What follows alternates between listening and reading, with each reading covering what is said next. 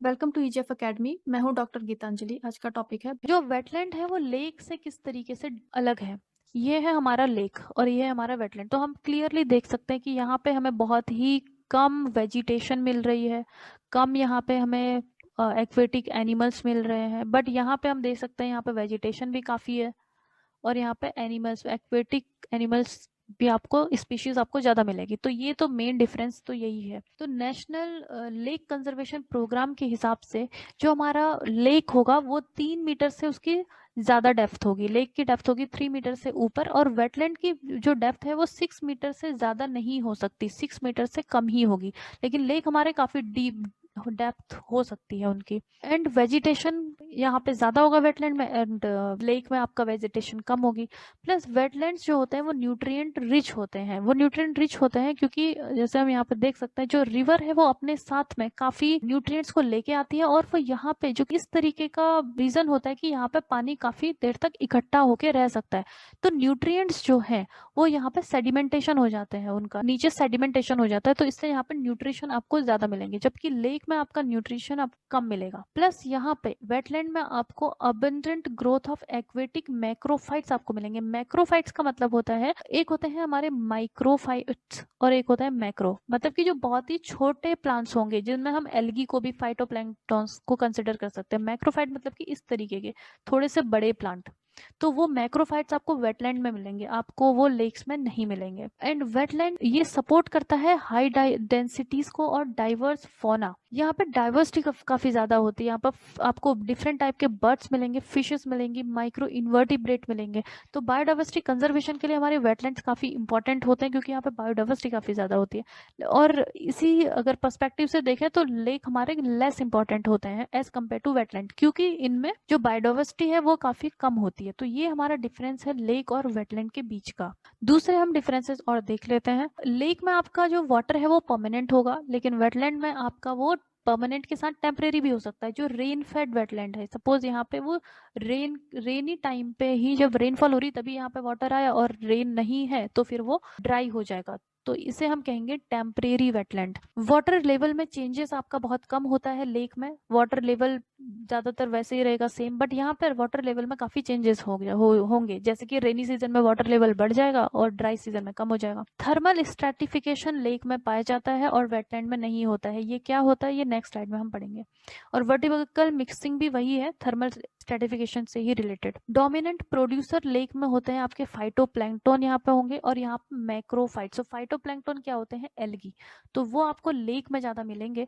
और यहाँ पे मैक्रोफाइट्स मतलब इस तरीके के प्लांट्स यहाँ पे मेन प्रोड्यूसर होते हैं। लेक में आपको ग्रेजिंग इकोसिस्टम मिलेगा और यहाँ पे आपको डेट्राइटस मिलेगा ज्यादातर वेटलैंड में।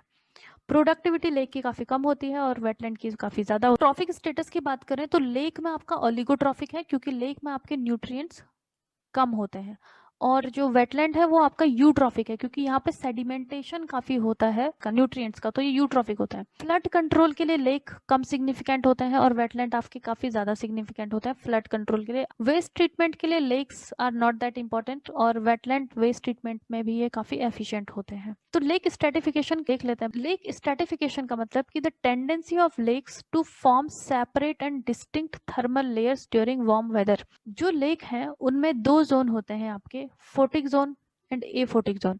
तो जो ऊपर की जो लेयर है उसमें आपको सनलाइट मिल रही है, तो इससे क्या होगा, ये लेयर हो जाएगी आपकी warm, specially in summer season. Summer season में ये आपकी वार्म हो गई, गर्म हो गया ये वाला पानी, तो ये गर्म पानी आपका हो जाता है लाइट, इसका वेट कम है, तो ये लाइट वाटर अब नीचे नहीं जा सकता। और नीचे का पानी जो कि यहाँ पे सनलाइट कम है तो ये पानी आपका है कूल, कूल पानी होता है आपका डेंस। तो डेंस वाटर तो हल्के जो ऊपर का लाइट वाटर है उसके नीचे ही रहेगा, अब ये पानी ऊपर नहीं आ सकता।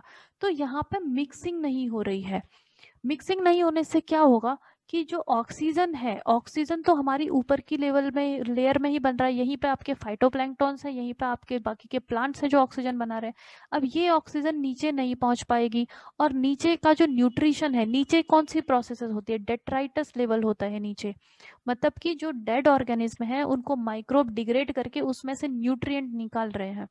Phosphorus, nitrogen, sulphur, carbon. और ये जो न्यूट्रिशन है ये अगर ऊपर जाते हैं तो प्लांट्स उसको एब्जॉर्ब करके फोटोसिंथेसिस से ऑर्गेनिक मटेरियल और प्रोड्यूस कर सकते हैं। तो समर सीजन में जब ये मिक्सिंग नहीं होती, ऑक्सीजन नीचे नहीं जा रहा है और ये न्यूट्रिशन ऊपर नहीं आ रहा, तो इससे जो एक्वेटिक ऑर्गेनिज्म है उनको, जो नीचे रह रहे हैं या फिर मिड एरिया में रह रहे हैं, उनको ऑक्सीजन नहीं मिलती और उनकी भी डेथ होने लगती है।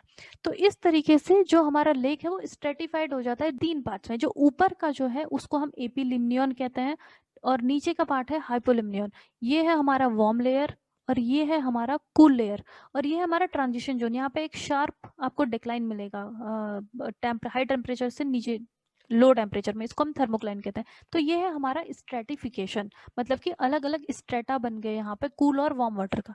अब उसके बाद जब विंटर का टाइम आता है, विंटर में क्या होगा कि जो ऊपर की जो लेयर है वो कूल हो जाएगी और कूल होने के बाद वो नीचे सिंक हो जाएगी। तो वहां पे क्या होगा, मिक्सिंग हो जाएगी, इसको हम कहते हैं ओवरटर्न। तो ये आपका होता है लेक्स में, क्योंकि लेक की क्या होती है, डेप्थ ज्यादा होती है। लेकिन वेटलैंड्स क्या होते हैं, आपके शैलो होते हैं, तो उसमें तो ऐसी कोई जरूरत पड़ती नहीं। उसमें जब विंड अगर बह रही है तो वो जो हवा है उसी से उसमें मिक्सिंग हो जाती है। So this is called lake stratification. Ecology series को फॉलो करने के लिए आप हमारे चैनल को सब्सक्राइब कर लें। अपनी बेटर प्रिपरेशन के लिए आप हमारे अफोर्डेबल कोर्सेज भी ज्वाइन कर सकते हैं। हमें कॉन्टैक्ट करने के लिए आप दिए गए नंबर्स पर कॉल करें और contact through our website link is given in the description box.